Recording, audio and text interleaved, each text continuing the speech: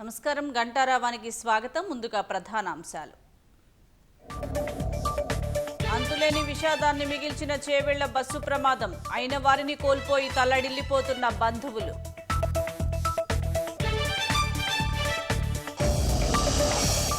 లారీలు, టిప్పర్లు పరిధి దాటుతున్నా పట్టని అధికారులు. ప్రాణాలు పోతున్నా చూసి చూడనట్లుగా వైఖరి.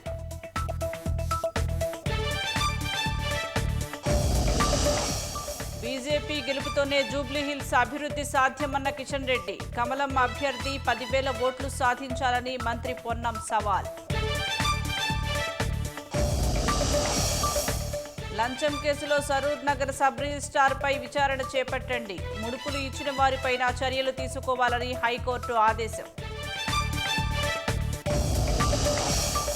నేటి నుంచి 9 రాష్ట్రాలు 3 యూటీల్లో ఓటరు ప్రత్యేక సమగ్ర సవరణ. డిసెంబర్ 4 వరకు వివరాలు సేకరించనున్న ఈసీ సిబ్బంది.